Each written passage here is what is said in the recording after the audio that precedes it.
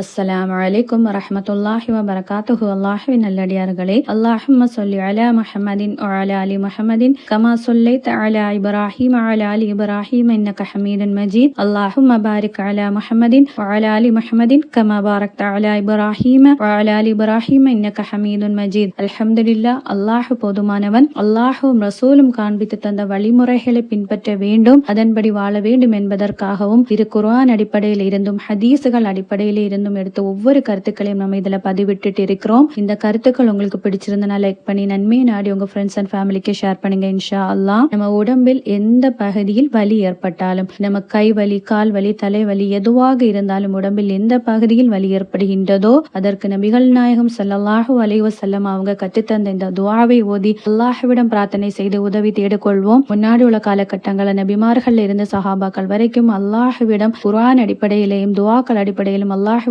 பிரார்த்தனை செய்தார்கள். அல்லாஹ் அவர்களுக்கு ஷிஃபாஹி வழங்கினான். அந்த விஷயங்களில் நம்ம பொறுப்போக்காக தான் வாழ்ந்து கொண்டிருக்கிறோம். அல்லாஹ் பாதுகாத்தவர்களை தவிர நம்ம அனைவரையும் அல்லாஹ் பாதுகாப்பானாக. அந்த விஷயங்கள் நம்ம கவனமாக இருந்து கொள்ள வேண்டும். சஹீஹான ஹதீஸின் அடிப்படையில் உஸ்மான் இப்னு அபில் ஆஸ் என்னும் நபி தோழர் நபிகள் நாயகம் ஸல்லல்லாஹு அலைஹி வஸல்லம் அவர்களிடம் வந்து தனக்கு உடம்பில் ஒரு பகுதியில் வலி இருப்பதாக கூறினார்கள். அதற்கு நபி அவர்கள் அவர்களுடைய கைகளை எங்கு வலி இருக்கிறதோ அங்கு வைக்க சொன்னார்கள். பிறகு பிஸ்மில்லா என்று 3 தடவை சொன்னார்கள். ஒரு துஆவை கூறி 7 முறை சொல்லும்படி ஓத சொல்லிக் கொடுத்ததாக அறிவிக்கப்படுகின்றது. நாமும் அதே மாதிரி அல்லாஹ்விட பிரார்த்தனை செய்து அல்லாஹ்விடம் உதவி தேடிக்கொள்வோம். என்ன துஆ எவ்வாறு ஓத வேண்டும் என்பதை பார்ப்போம். நமக்கு உடம்புல எந்த இடத்தில் வலி இருக்கிறதோ அந்த இடத்தில் கை வைத்துக் கொண்டு பிஸ்மில்லாஹிர் ரஹ்மானிர் ரஹீம், பிஸ்மில்லா பிஸ்மில்லா பிஸ்மில்லா என்று 3 தடவை கூற வேண்டும். பிறகு அஊது பில்லாஹி வ குத்ரத்திஹி மின் ஷர்ரி மா அஜது வ உஹாதிர், அஊது பில்லாஹி வ குத்ரத்திஹி மின் ஷர்ரி மா அஜது வ உஹாதிர், அஊது பில்லாஹி வ குத்ரத்திஹி மின் ஷர்ரி மா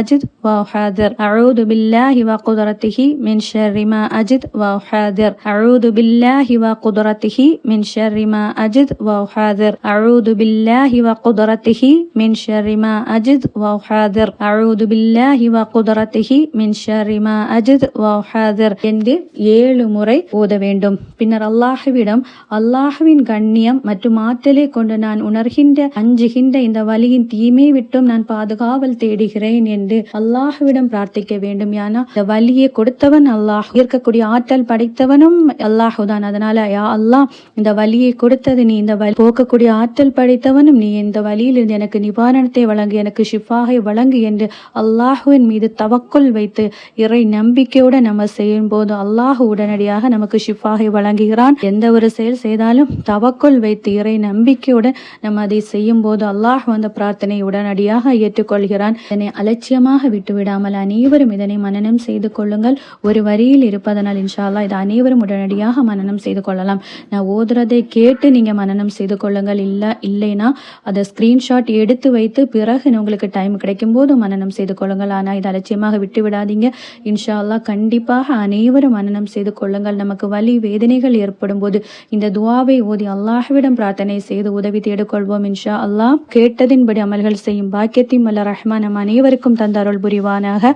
அடுத்த திக்ருமா நெக்ஸ்ட் வீடியோல சந்திக்கலாம் இன்ஷா அல்லாஹ். அஸ்ஸலாமு அலைக்கும் வரஹ்மத்துல்லாஹி வபரகாத்துஹு.